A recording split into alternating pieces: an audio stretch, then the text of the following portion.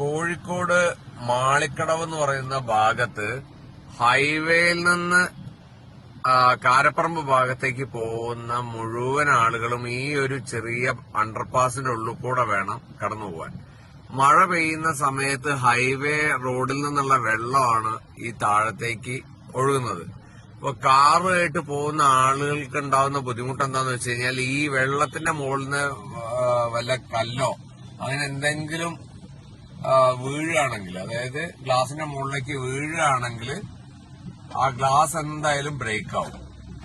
ഇത് കഴിഞ്ഞ മഴക്കാലം മുതലുണ്ട്. അപ്പോ അന്ന് പണി നടക്കുന്നതുകൊണ്ട് സ്വാഭാവികമായിട്ട് ഈ മഴയുടെ മുമ്പ് ഇത് തീരുമെന്നാണ് പ്രതീക്ഷിച്ചിരുന്നത്.